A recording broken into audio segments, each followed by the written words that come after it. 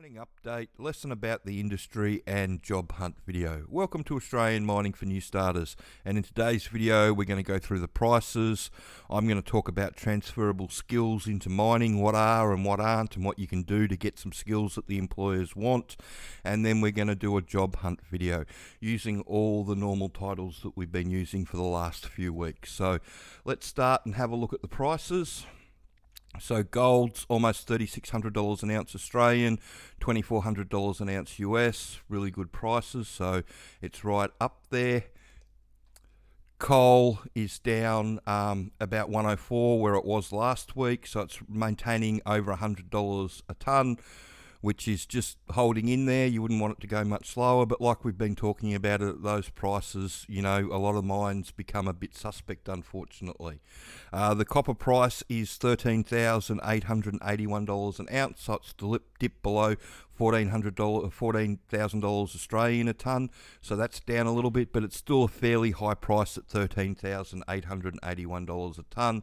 And the iron ore price is $108.45, so it's bouncing around in that range between the 120 and the 80 that we've been talking about for a long time on the channel now. The other interesting thing about iron ore that everybody should be aware is that if you type iron ore layoffs into Google, you start to see a bit of a body count over the last sort of 4 to 5 months.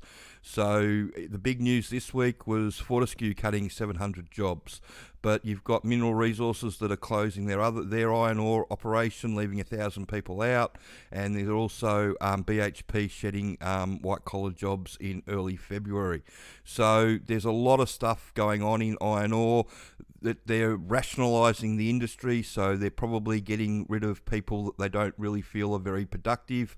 I've seen this happen across the industry for a number of times now, especially in the gold sector.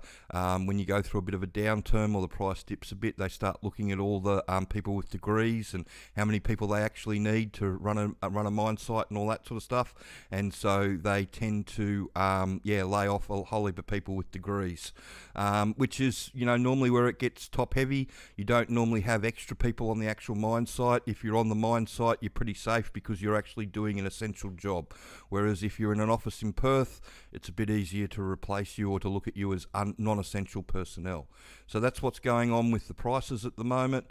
If we flick over to our map, and this is our map with all the mines on it around Australia that are producing gold and base metals, so copper and zinc and lead and silver and all those sort of wonderful things that are going into batteries, and the remaining nickel mines that are still open and all that sort of stuff, or in care and maintenance.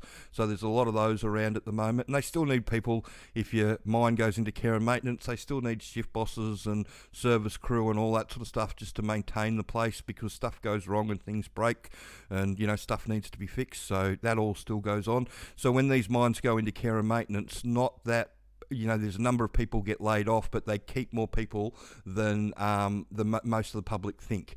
So just be aware of that as well.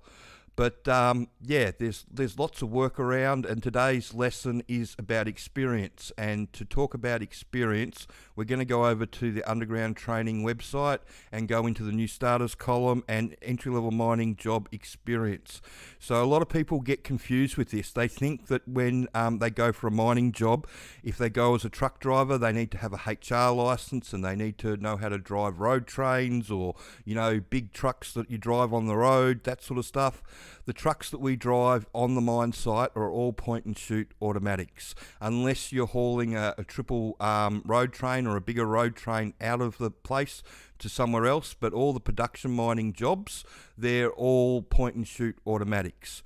So the best thing that you can do and the best experience that you can get for a mine site is actually learning how it all works, because the questions that they need answered, that the employers want you to be able to answer, is all this sort of stuff.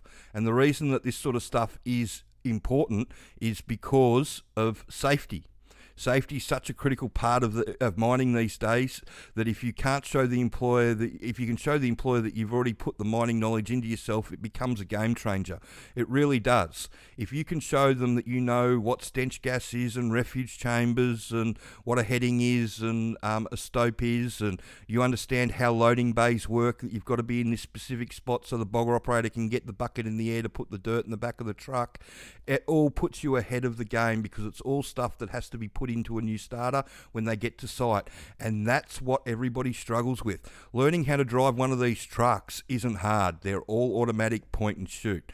It's not hard to get your head around that. What everybody really struggles with is learning the rules so they don't get in everybody's way, and they learn enough so you can be left alone. The longer it takes you to be left alone, the more they ramp the pressure up, and the more they ramp the pressure up, the more people they go through, unfortunately. So if you go into an interview, you'll be able to show them by talking to them that you'll be able to work safely, you know what's going on, and if you've put the mining knowledge into your head already and you've done the hard work for them, because that is the hard work, putting the mining knowledge into your head, it just puts you so far ahead of everybody else it's not funny.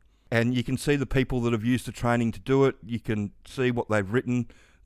Lots of people leave us lots of messages, and they all say the same thing. I got the job because I was able to talk to the foreman about how it all worked. And people leave us video messages, so there's a few video messages that you can go through and have a look at, and they just talk about how we... Hi, my name's David.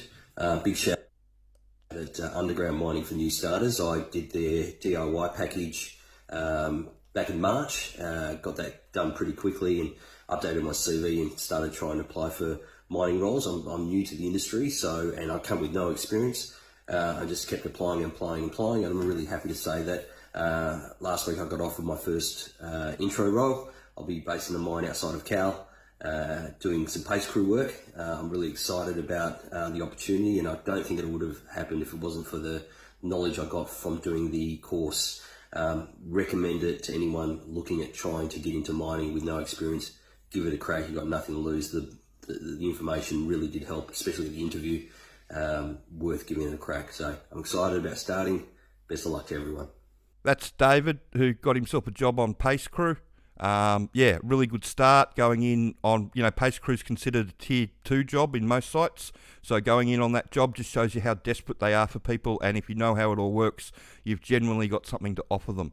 And so let's go over and have a look at our job ads. So we'll have a look at Underground first, because that's where the majority of the work is. And if you scroll through the page, you'll see it's the same sort of jobs that we've been looking at for the last few weeks. There's new ones up there, but if they've left these jobs up, it means they're still looking for people. And, they will have already interviewed people for these jobs, and they will be churning through them already, unfortunately. So the more you know, the easier it is to get in, and the easier it is to survive the first 6 months. There's lots of work around, and if you're paying big money to go and do a resume that's going to get you a job, what you need to be asking yourself, is that resume going to help me survive the first 6 months? And you can use all the resume techniques that you want and all the interview prep techniques that you can, but if you don't have that mining knowledge down pat and you're not going to survive the first 6 months, it's all in vain. So like I've said, I've already done some videos about it, but people that are selling magic resumes out there on the internet, it's a big waste of money. If you want to get yourself a job, educate yourself on how it all works. You can use the 3-step plan that we've got with Jess and get your education, get your resume service, get your resume done. And it's really easy to network within the industry once you get your resume done and you've got the mining knowledge up to speed. And it only costs what a lot of people are just charging for the resume and their other little services that they cop on for you. So it's not that much to actually get a package that's actually going to give you a fighting chance of getting a job. So if we go over to the next page, you'll see that there's lots of stuff there, still going through it all. Underground mining operators, underground truck, service crew. There's just work everywhere. And anybody that's a truck driver at the moment that's got any go in them wants to be service crew. That's why, there's so many truck and service crew jobs around.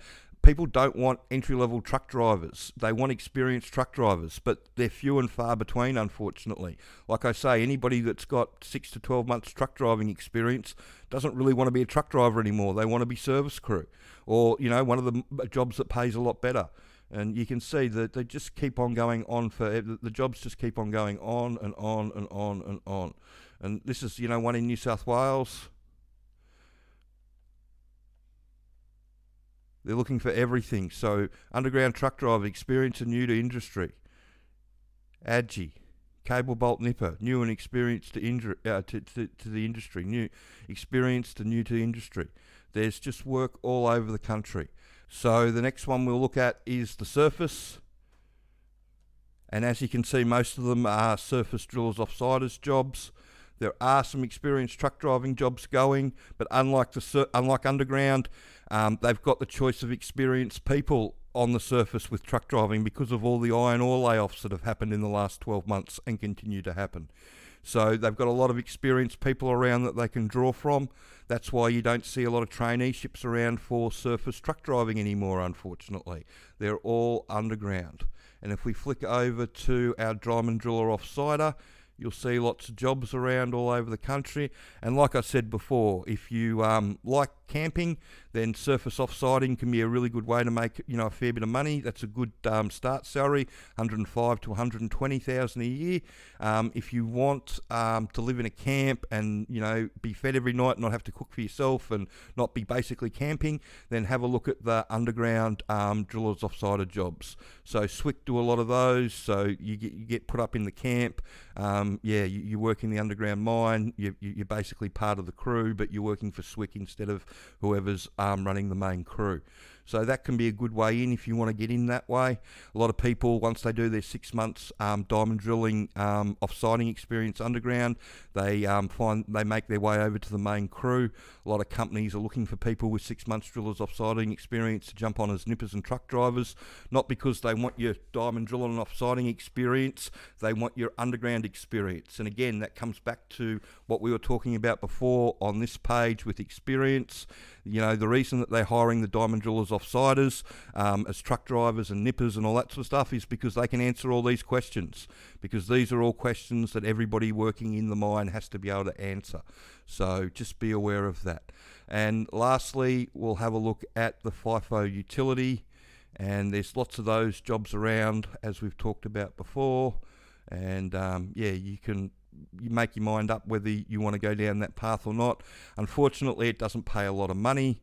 I know there's a lot of TikTok videos out there claiming otherwise, but when you really look at it and you go on a full-time roster with it, you're not getting $34 or $38 an hour. That tends to be a casual work relief basis, so you don't have your annual leave and your sick leave in there and all the other entitlements. So you can normally cut it by a quarter. So if you cut $34 by a quarter, it comes down to around that $27, $26 an hour mark when you go full time. So that's the swings and roundabouts of it all. So Sodexo, it's the $80,000 a year for a 2-in-1 job, and that's $27 an hour. So it is what it is. A lot of people think that they can get their foot in the door doing hospitality, but it doesn't end up happening like that because you've got the poaching rules that a lot of people don't realise, that when you go to a site, if you go working for the contracting company, for the catering company, there's often rules associated with each site that says you can't move from one employer to another without going off site for 6 months beforehand. Ginormous pain in the ass, but it is what it is. So that's what I would be doing if I was trying to get into the industry at the moment. I would be trying to do one of our packages, whether it be the 3-step plan package or the work ready package if you want some help from the shift boss like myself. If you want to get in contact with me and have a chat, you can just hit the inquiry form page on here and just fill that out, and that'll come directly across my desk at some stage the day after you fill it out, or shortly after you fill it out, depending on what time you fill it out and what's going on. But feel free to fill it out, and I'm more than happy to have a chat to anybody about what's going on and help you get in the right direction and get that mining knowledge up to speed that you need. So you've got a lot of jobs to apply for as well. We've also got our mining jobs to apply for page where we load up all the jobs from around the country that we think you should be applying for. And as you can see, there's lots. So I hope you found that information helpful, and like I said, today's lesson is all about transferable skills. There's not that many transferable skills across. If you've used big machinery before, that's great, but what really blows the wind up all the foreman's skirt is, knowing how it all works.